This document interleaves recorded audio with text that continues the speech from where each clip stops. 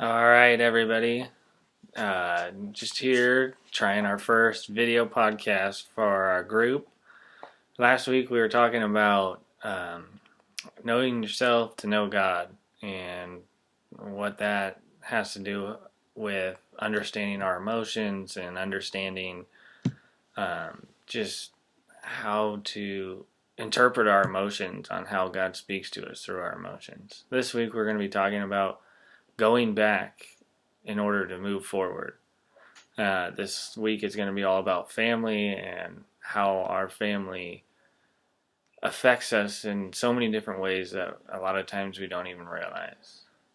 So, my family is here because we're talking about family, but they're not going to stay. They just wanted to be shown. Hello. But, anyways, so we're talking about family, and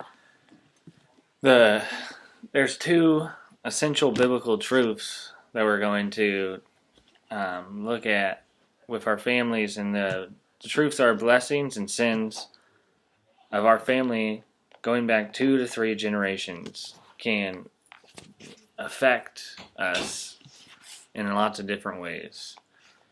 So whether it's good or bad, looking back 2 to 3 generations in our family, we can see different things if we really want to look in our lives that have been affected by those past generations. The second one is discipleship requires putting off the sins of our family of origin and relearning how to do life God's way and God's family. So what we're talking about here is that when we accept Christ into our lives, the Bible is always talking about being adopted into God's family and being part of God's family, and a lot of times we don't understand what that means, but what it means is that we literally have to look at how our family's history and how being raised in a certain family has affected us in negative or positive ways, and we have to look at those negative things that maybe are affecting us from our family and start to distance ourselves from those things. A lot of patterns that we can see from our families that maybe we don't realize are even affecting us at this point in time. But the different patterns that we'll see is a lot of times it could be divorce, alcoholism, addictive behavior. We have some people have sexual abuse, poor marriages, one sibling or child running off from the family, mistrust of authority, pregnancy out of wedlock, and inability to sustain stable relationships, and the list can go on. But I don't know what it is for you, but if we look at our past generations, we can look and see maybe there's a history of addiction in our family. And you look at that history of addiction and you start to look at yourself and you're like, well, yeah, I guess I do have an addiction to some things. Or, a mistrust for authority is a big one, I think, because if you didn't have a dad around, or if you didn't have very interactive parents in your life, maybe you don't understand authority very well, and now you have a mistrust for authority, and it's stemming from our past generations and our family and how we were raised.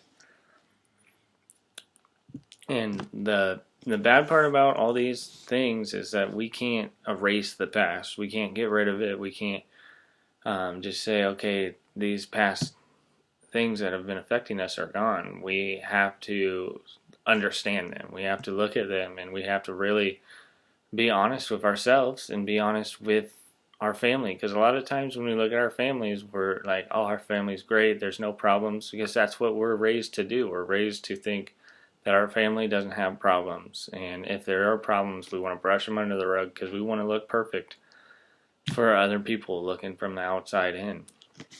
And so in order for this week, when we meet on Tuesday to work, we really need to honestly look inside ourselves and say, okay, this is a problem that has been passed down from my family that is affecting me negatively, and I need to figure out how to understand it and grow from it and change the cycle that has been occurring in our families.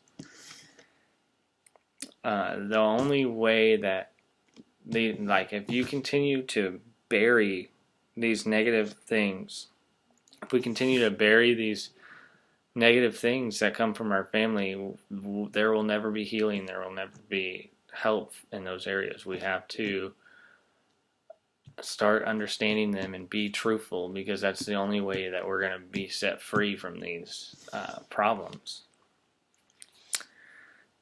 We're going to look real quick. I'm going to go through. The book has the 10 commandments of your family, and maybe these are different. Maybe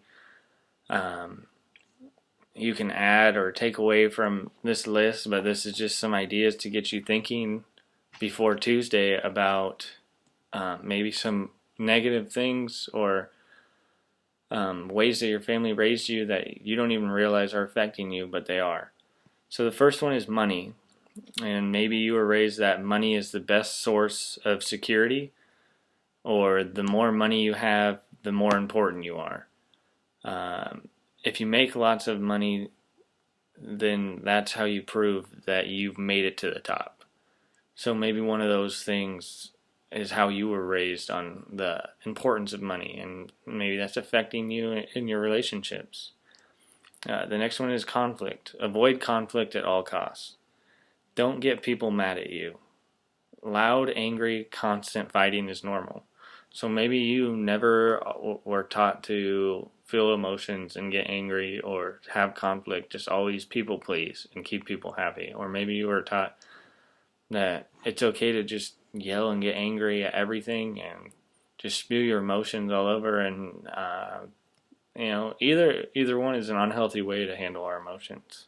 Sex is the third commandment, and sex is not to be spoken about openly. Men can be promiscuous, women must be chaste. Sexuality and marriage will come easily.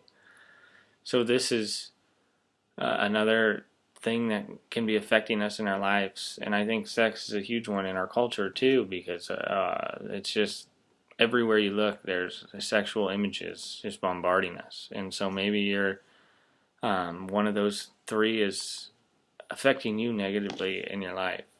The next one is grief and loss. Sadness is a sign of weakness.